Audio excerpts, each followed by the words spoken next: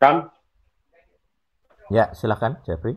oh, jadi wajar dong kalau LAI bertahan dengan nama Allah karena dari sebelumnya memang sudah ada Ya, dewa benar benar kalau menurut saya ya benar LAI bertahan karena dari sebelum ke Indonesia seperti yang kita ketahui kan dari Ibrani ke Yunani, Yunani ke Latin, Latin ke Jerman, Jerman ke Inggris, Inggris ke Indonesia ya, atau Inggris ke Belanda atau gimana ya? Saya lupa itu. Waktu itu saya pernah dapat itu. Ah, berarti wajar lah ya lah dia bertahan dengan sebutan si Owo ini ya. karena dari sebelumnya sudah ada. Itu aja sih pertanyaannya yang pertama. Mm-mm. Makanya saya tidak mengharapkan LAI berubah. Tidak usah berharap, karena memang sejarahnya itu dia hanya meneruskan tradisi. Nah, perhatikan tradisi. Sama seperti kalau kalian di gereja Paskah. Dari mana ajaran ada telur Paskah? Tidak ada. Wah, saya ngomong tidak ada langsung oglangan. Tidak ada yang ngoceh tentang telur Paskah dari Ibrani, itu tidak ada, itu berdusta itu. Demit itu kan. Ya, ini lampu cadangan ini. Ya, artinya seperti itulah yang harus kita pergumulkan gitu ya. Makanya saya berharap kita di El Sadik, oh udah nyala ya, switchingnya bisa pas gitu ya. Oke, nggak jadi matikan PC, sleep dulu. Lanjut. Jadi saya tidak berharap kita mengikuti Yalensa atau teman-teman di Sacred Number. Aku lihat di YouTube ada dakwaannya, kok dakwaan apa? Tuntutan hukum dari Pak Yakob kepada LAI untuk berubah. El Sadik tidak akan menuntut LAI berubah. Biarkan LAI seperti aslinya saja. Tidak usah menuntut gitu. Karena kita akan berubah. Kita tidak menuntut orang berubah, kita sendiri yang berubah. Jadi di El Sadik kita berubah. Kita tidak menggunakan kata Allah sebagai nama sesembahan, karena itu nanti akan sama dengan syahadatnya orang Islam, la ilaha illallah gitu ya, tiada ilah selain Allah, selain Allah. Kemudian kita memperkenalkan atau belajar bahasa aslinya saja, tidak usah pusing dengan terjemahan apapun. Belajar bahasa aslinya saja, seperti saya jelaskan tadi. Ada YHWH Elohim, ada Adonai YHWH. Kita tidak pusing. Kalau diterjemahkan itu jadi pusing. Tidak ada kata Tuhan di situ. Kenapa? Jadi apa? Tidak ada kata Elohim di dalam Adonai YHWH. Kenapa ada kata Tuhan di situ? Itu dalam terjemahan LAI termasuknya. Di Inggris, kenapa ada kata God di situ? Tidak ada kata Elohim. Itulah contoh-contoh yang perlu kita hindari. Makanya di Al Sadik saya selalu bilang kita punya dua tingkatan pemuritan ya. Ada yang pemuritannya para tamu yang istilahnya yang penting masuk surga gitu. Ada tingkatan yang disebut pengantin. Pengantin itu gadis-gadis bijaksana yang punya minyak dan punya lampu dan minyak. Para tamu hanya punya lampunya, minyaknya secukupnya saja.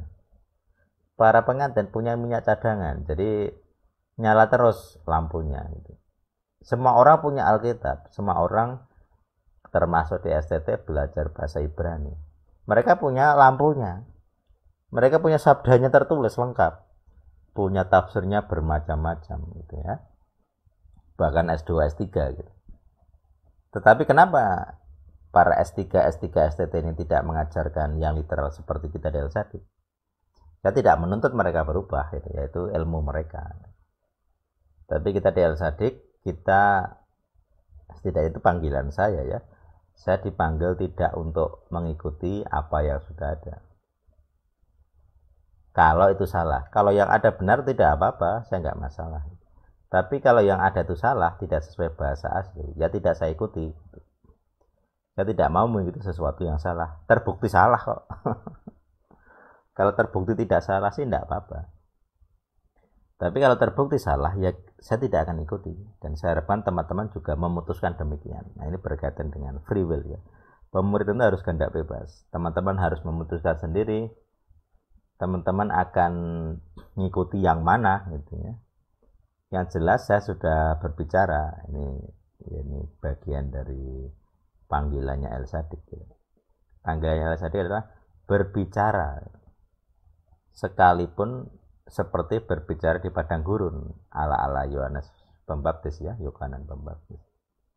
Siapa yang akan mendengarkan orang yang berseru-seru di padang gurun? Paling itu kadal gurun yang mendengarkan, ular derik yang mendengarkan. Manusianya tidak ada. Itu simbolisasi bukan hanya Yohanes Pembaptis sebenarnya, tapi juga para nabi.